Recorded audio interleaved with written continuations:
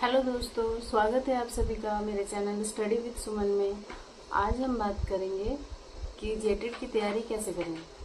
अगर आप जेटेट 2026 की तैयारी कर रहे हैं और समझ नहीं आ रहा है कि कहां से शुरू करें, तो ये वीडियो आपके लिए ही है।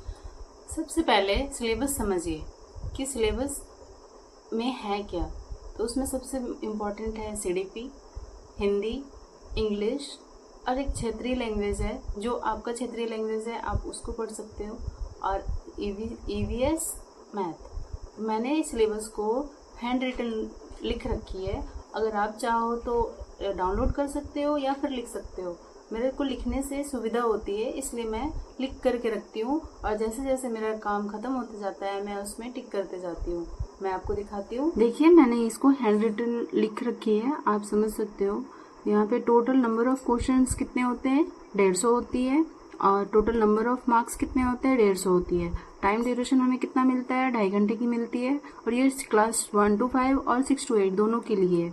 तो हम देखते हैं कि सीडीपी में कितने क्वेश्चन आते हैं। तो 30 क्वेश्चन 30 मार्क्स के आते हैं। लैंग्वेज वन में कौन कौन सा रहता है, हिंदी और इंग्लिश दोनों रहेंगे। 15 क्वेश्चन हिंदी के और 15 क्वेश्चन इंग्लिश के, ठीक है। और टोटल कितने मार्क्स के आएंगे, तो 30 मार्क्स के आएंगे। लैंग्वेज टू मैंने खोटा ले रखा है। आपको जो इजी लगता है आप वो रख सकते हो, आपके लोकल लैंग्वेज के हिसाब से मैंने खोटा रखा है। इसमें 30 क्वेश्चन आएंगे, इसमें 30 मार्क्स के आएंगे। EVS 30 question 30 marks, maths 30 question 30 marks. Total कितने हैं क्वेश्चन, 150। और हमें लाना होता है इसमें से 90 प्लस लाओगे तो आप पास हो जाओगे। सेम मैंने पेपर 2 का भी लिख रखा है। मेरा पेपर 2 में एसएसटी है और मैं एसएसटी के लिए कर रही हूँ। इसमें भी सीडीपी सेम होता है, तो इसमें हमें डबल मेहनत नहीं करना पड़ता। सीडीपी उसमें जितना है उतना ही इसमें भी है। हिंदी में भी सेम है, इंग्लिश में भी सेम है, 15 क्वेश्चन रहते हैं। लैंग्वेज 1 में, लैंग्वेज 2 भी सेम है। बस यहाँ पे हमें आता है कि एसएसटी की जो है वो 50 क्वेश्चन रहते हैं और 50 मार्क्स के। इसमें ऐड किया गया है कंप्यूटर, जो कि 10 क्वेश्चन है और ये 10 मार्क्स के हैं। टोटल 150 क्वेश्चन रहते हैं, 150 मार्क्स के। इसमें भी हमें 90 प्लस मार्क्स लाना होता है पास करने के लिए। तो हमें कितना लाना है, 90 प्लस लाना है। ये देखिए, मैंने सिलेबस को डिटेल में हैंड रिटन लिखा हुआ है। अब ये है प्राथमिक स्तर का, यानी कि 1 to 5 के लिए सीडीपी। तो सीडीपी में है एक तो ये एनसीएफ वाला क्वेश्चन है 1 to 5 में।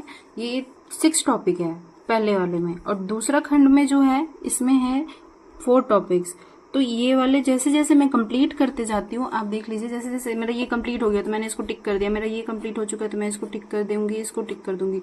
तो हमें पता चलता है कि सिलेबस में हम कहाँ पहुंचे हैं। अभी मेरा ये बचता है, फिर उसके बाद ये वाला 4 टॉपिक मेरा बचता है, तो हमें पता चल जाता है। अगर हम कंप्लीट कर लेंगे तो इसको ऐसे करके टिक कर देंगे। 6 to 8 में भी सेम है, तो मैंने इसको लिखा नहीं है, बस इसको ऐसे करके सेम कर दिया, तो मुझे पता चल जाएगा कि मैंने इसका भी कंप्लीट कर लिया है। इसी तरह से मैंने सारे, आप देख रहे हो कि मैंने सबके कंप्लीट किया है। देखो, ये खोटा का सिलेबस देख सकते हैं आप, ये खोटा का सिलेबस है, जिसमें से मैंने जो जो कंप्लीट किया है उसको टिक आउट किया हुआ है। इस तरह से ऐसे ऐसे मैंने ये सब कंप्लीट कर लिया है। अभी हम ये वाला कर रहे हैं ये वाली, और ये सारा कंप्लीट हो गया है। तो इससे मुझे इजी होता है पढ़ने में। और ये देखिए, इधर हिंदी का भी मैंने लिख रखी है, हिंदी है, मैथ्स का है नीचे, और ये ईवीएस का है, और इधर ये इंग्लिश का है। इस तरह से मैंने सारा सिलेबस लिख रखा है।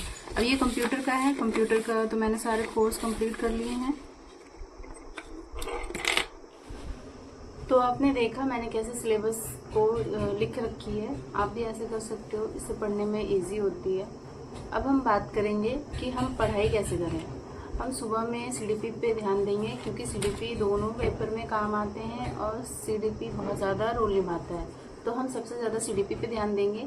हम 1 घंटा सीडीपी कर लिया करेंगे सुबह में, फिर दोपहर में 1 घंटा हिंदी, फिर 1 घंटा इंग्लिश, 1 घंटा ईवीएस, ऐसे करके 2-3 घंटा हम हर एक सब्जेक्ट को देते हैं। तो एक दिन में 3 से 4 घंटा अगर हम टाइम देते हैं तो ईजिली हम टाइम पे सिलेबस भी कंप्लीट कर पाएंगे और आसानी से जेटेट क्लियर कर सकते हैं।